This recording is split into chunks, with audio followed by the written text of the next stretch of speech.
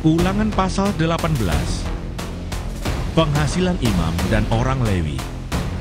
Imam-imam orang Lewi, seluruh suku Lewi, janganlah mendapat bagian milik pusaka bersama-sama orang Israel dari korban api-apian kepada Tuhan, dan apa yang menjadi miliknya harus mereka mendapat rezeki.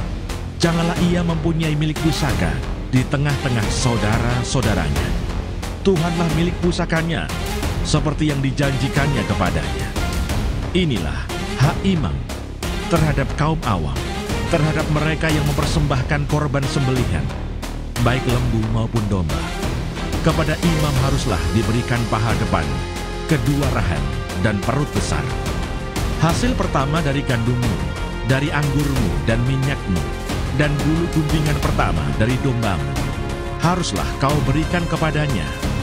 Sebab dialah yang dipilih oleh Tuhan Allahmu dari segala sukumu, supaya ia senantiasa melayani Tuhan dan menyelenggarakan kebaktian demi namanya, ia dan anak-anaknya.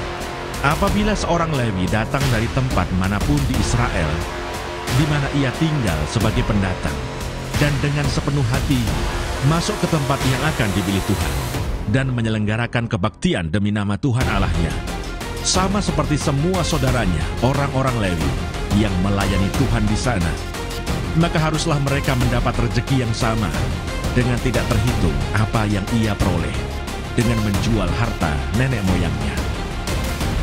Bertenung dan pernubuan.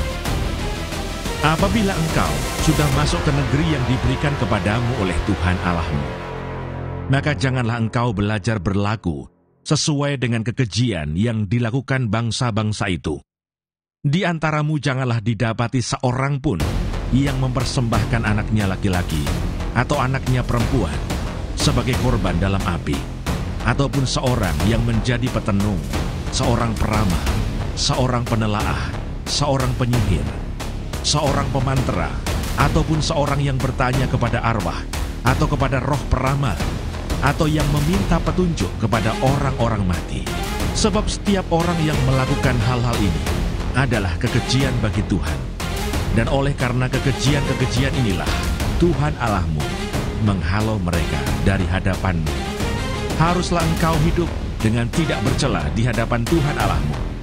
Sebab bangsa-bangsa yang daerahnya akan kau duduki ini mendengarkan kepada peramal atau petenung, tetapi engkau ini tidak diizinkan Tuhan Allahmu melakukan yang demikian.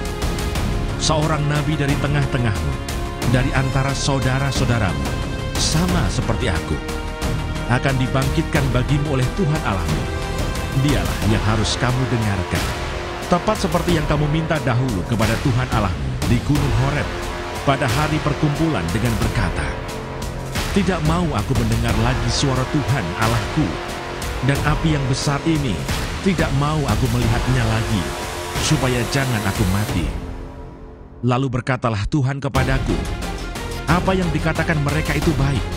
Seorang nabi akan kubangkitkan bagi mereka dari antara saudara mereka seperti engkau ini.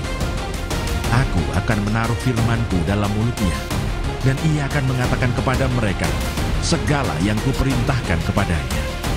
Orang yang tidak mendengarkan segala firmanku yang akan diucapkan nabi itu demi namaku, daripadanya akan kutuntut pertanggungjawaban. Tetapi seorang nabi yang terlalu berani untuk mengucapkan demi namaku perkataan yang tidak kuperintahkan untuk dikatakan olehnya, atau yang berkata demi nama Allah lain, nabi itu harus mati. Jika sekiranya kamu berkata dalam hatimu, bagaimanakah kami mengetahui perkataan yang tidak difirmankan Tuhan? Apabila seorang nabi berkata demi nama Tuhan, dan perkataannya itu tidak terjadi dan tidak sampai, maka itulah perkataan yang tidak difirmankan Tuhan. Dengan terlalu berani, nabi itu telah mengatakannya, maka janganlah gentar kepadanya.